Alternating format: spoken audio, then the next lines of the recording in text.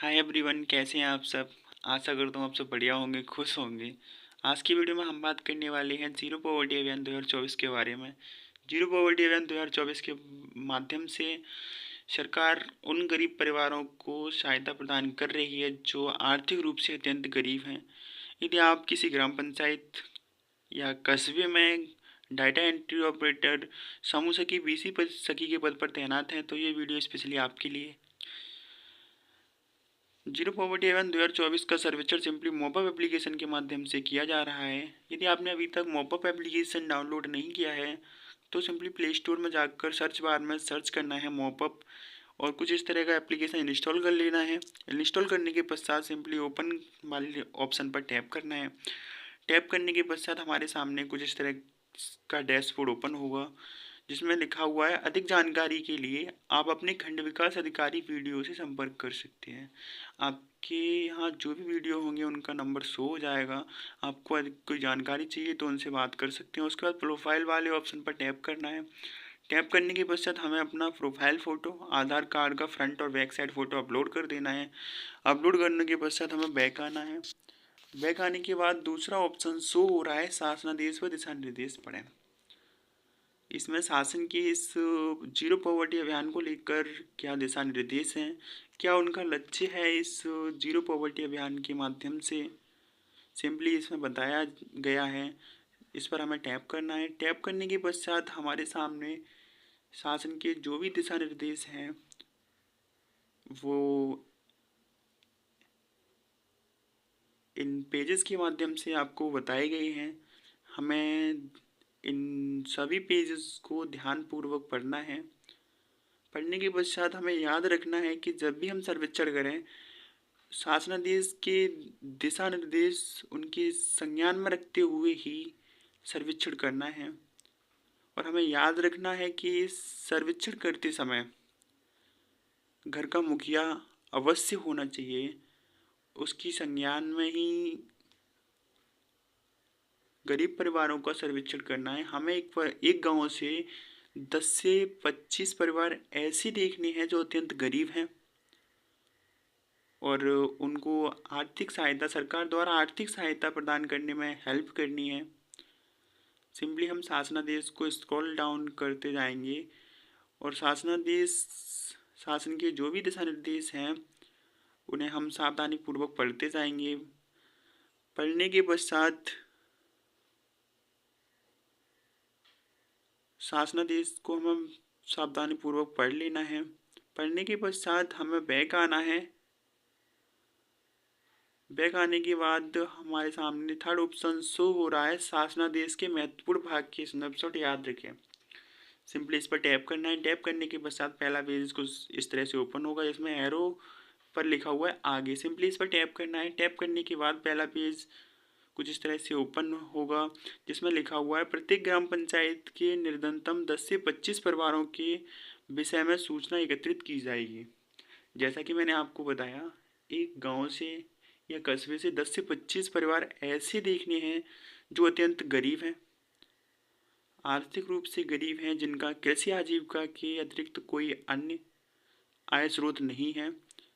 जैसा कि इसमें स्पष्ट रूप से लिखा हुआ है, मानकों को आधार माना जाएगा गृहहीन, कच्चा मकान, भूमिहीन परिवार, दिहाड़ी कृषि मजदूरी पर आश्रित, जिन परिवारों में आर्थिक संसाधनों की कमी है।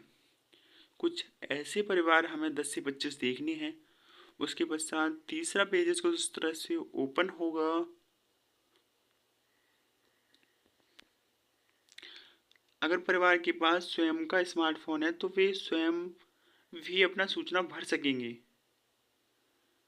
यह ध्यान में रखना है कि उपरोक्त मानकों के अनुरूप प्रत्येक ग्राम पंचायत से कोई भी निर्धनतम परिवार न छूटे।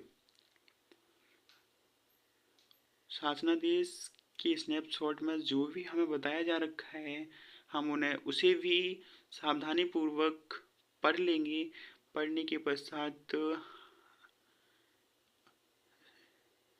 इन सभी दिशा निर्देशों को, शासन के जो भी दिशा निर्देश हैं उन्हें ध्यान में रखते हुए ही सर्वेक्षण करना है।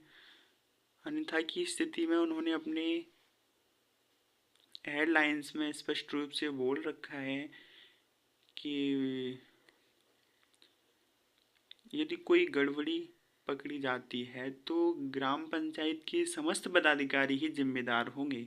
इस बात को भी हमें अपने दिमाग में रखना है और सर्वेक्षण करते समय हमें वही दिखाना है जो फिलहाल मौजूदगी में परिवार के पास उपलब्ध है। परिवार की मौजूदगी में जो कंडीशन है हमें वही बताना है जिससे हमें कोई असुविधा न हो सके। सिंपली हमें शासनादेश के स्नैपशॉट्स को सावधानी पूर्वक पढ़ लेना है। पढ़ने के पश्चात हमें पीछे वाले ऑप्शन पर टैप करना है। जैसे हम पीछे वाले ऑप्शन पर टैप करेंगे कुछ इस तरह से हम बैक आ जाएंगे। सिंपली हमें 1 बाई 1 करके बैक कर लेना है।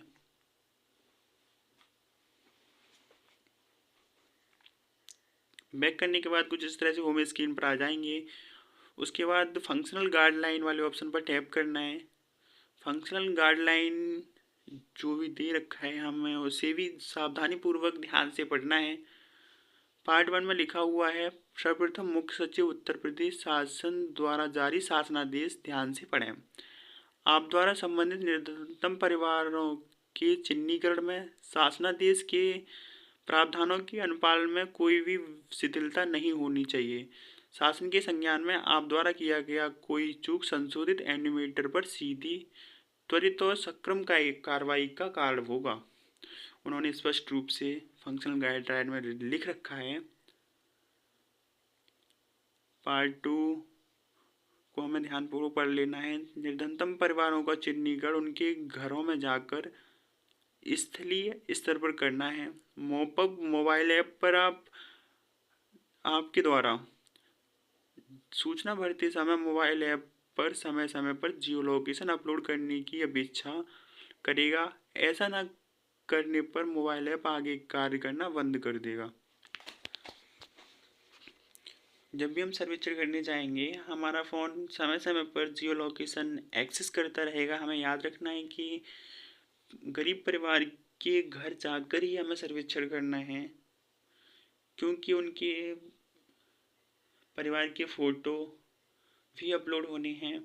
तो हमें याद रखना है किसी भी तरह की चूक नहीं करनी है। उन्होंने अपनी फंक्शनल गाइडलाइन में स्पष्ट रूप से बोल रखा है।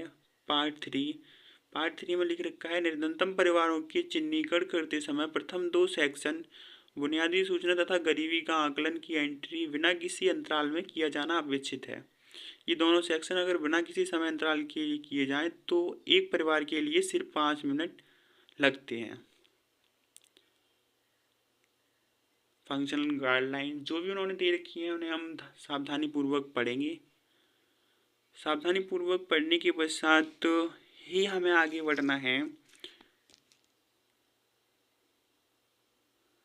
फंक्शनल गाइडलाइन सावधानी पूर्वक पढ़ने के पश्चात हमें सिंपली बैक आना है। बैक आने के पश्चात